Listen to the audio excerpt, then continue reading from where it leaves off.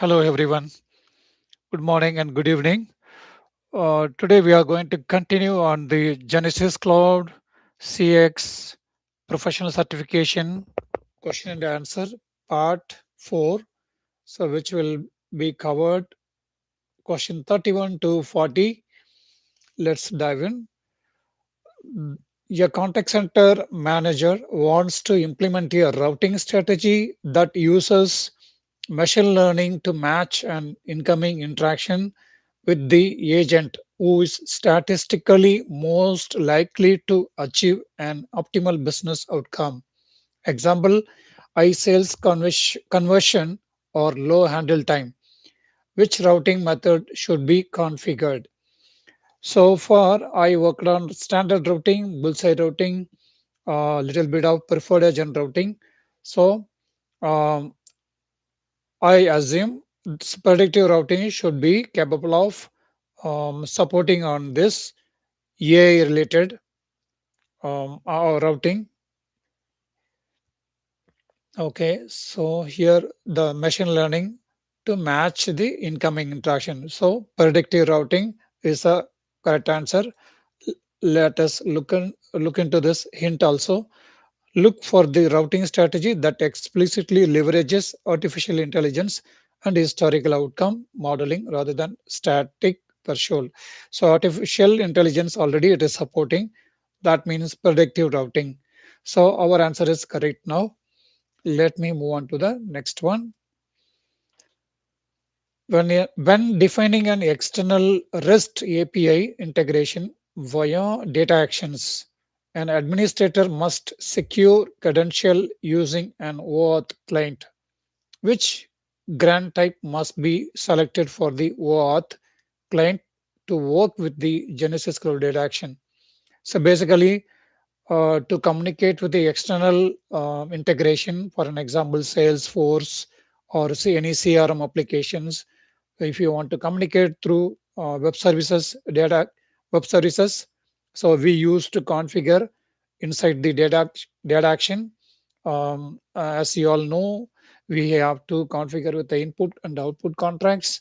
There in the configuration part, we need to provide the external web service link so that it will communicate uh, between the both the system for to establish the communication authenticate with the credential provided through the integrations, and the integration is the core part. Before creating a data action, we need to create an integration and select it while creating a data action. So in the integration part, we will provide all the link, like you know the URL, what is the external URL and credential details, we will provide it. That will be used um, while executing the data action as part of the architect flow. So here is a four option given already: SAML to bearer, code authorization, client credential, implicit grant. So all four used in a different scenarios. So my understanding for the external API to communicate with the REST API integration via data action, client credential is required. So data action run as a background services without a user interface. That's correct. Meaning they require a machine-to-machine application authentication model provided by this grant type. So the remaining grant type, so the remaining authentication type, you just Google it through Genesys Cloud documentation. You will come to know more about this. Let me move on to the next one. During a busy period, a customer abandons an interaction while waiting in a queue. If the interaction is disconnected before the configured short abandon threshold has passed, how is this interaction categorized in performance reports? So this is actually little bit of complex questions. So basically, this part is all 10 question might be somewhat complex question. We need to do some focus on it.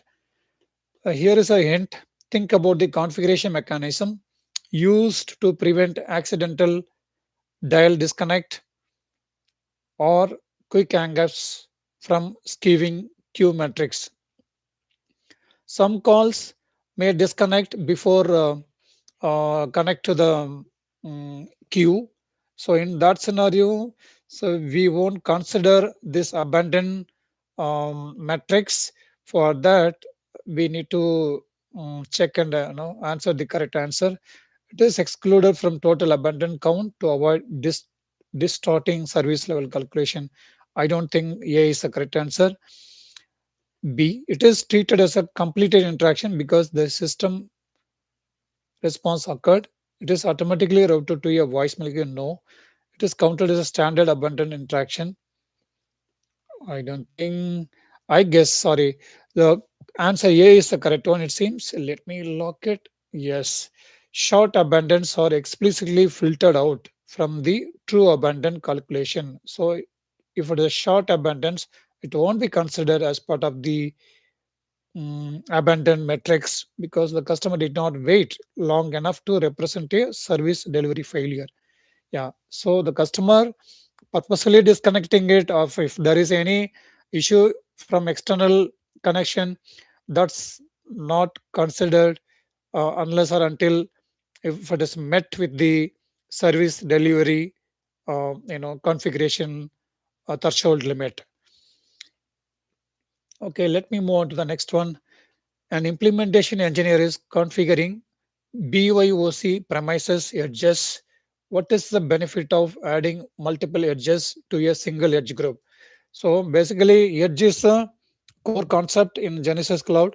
So edge will communicate with the the um, what to say, the network provider.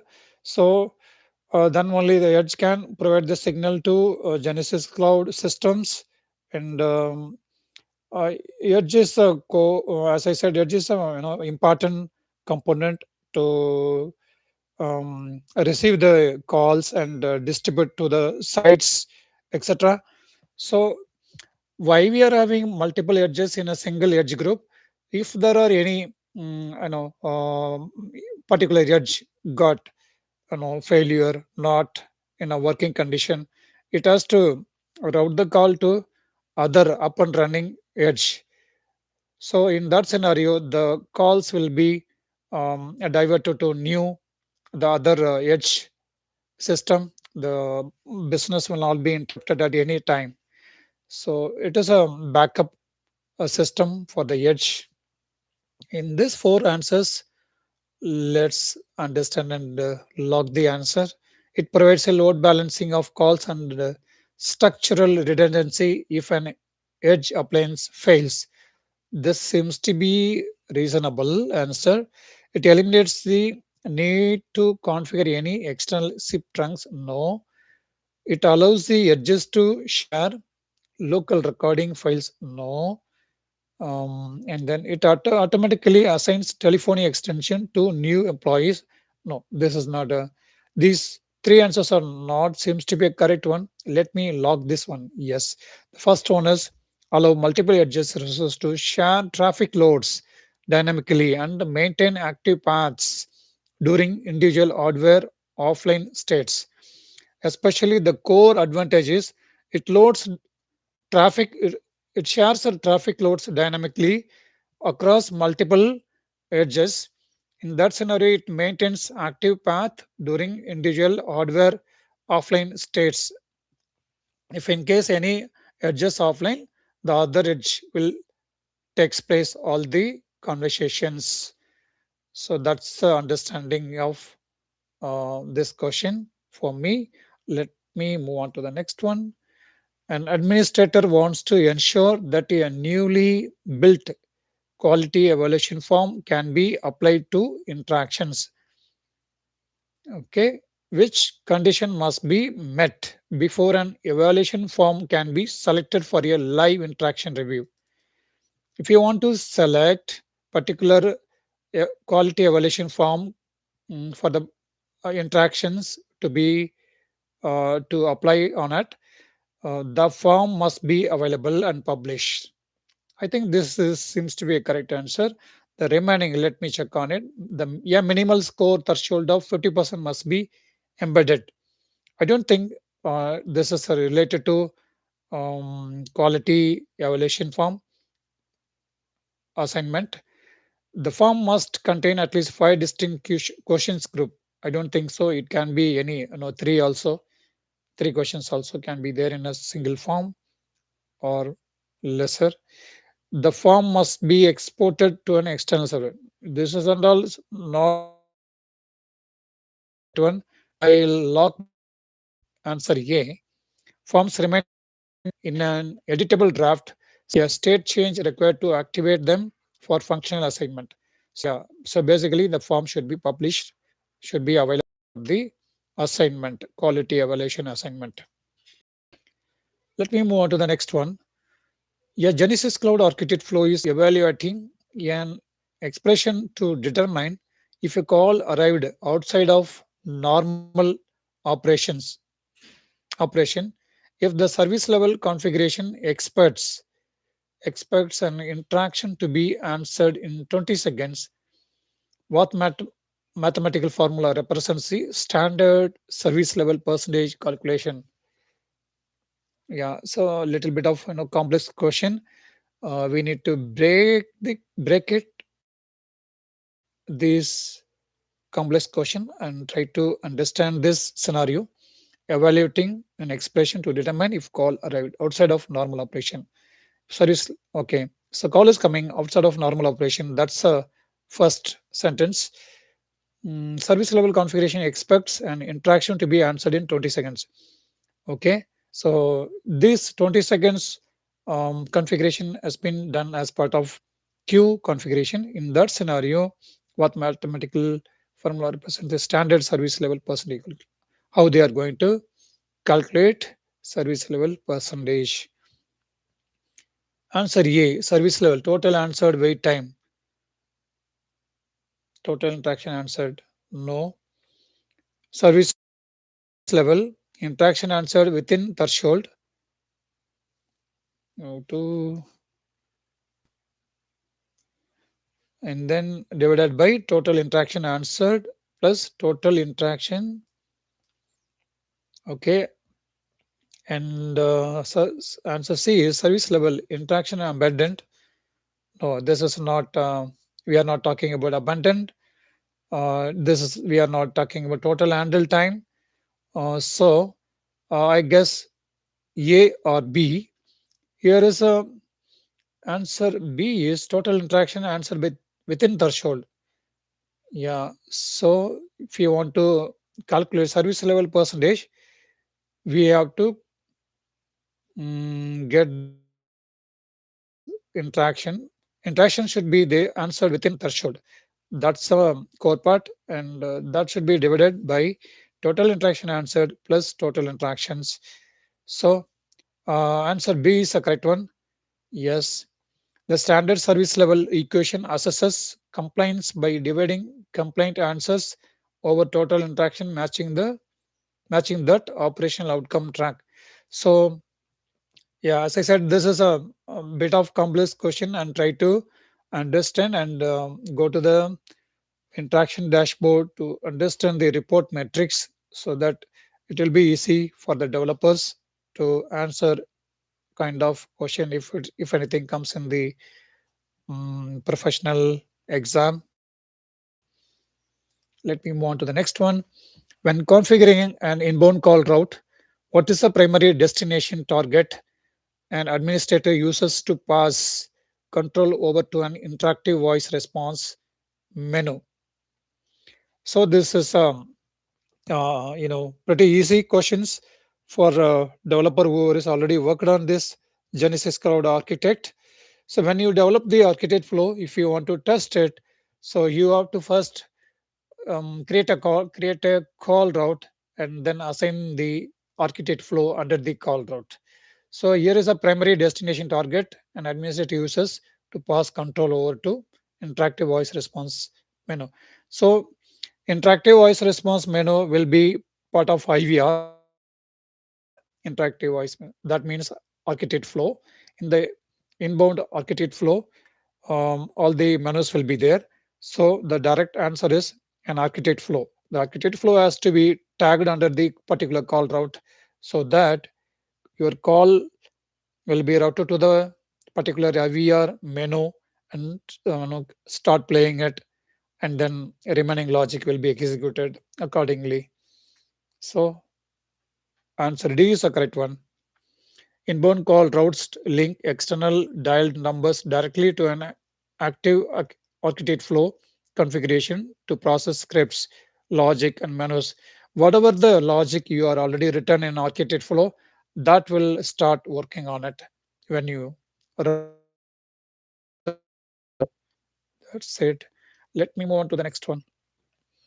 A contact center administrator needs to ensure that when agents view historical reports, they can see metrics only for queues that match their specific operational line of business.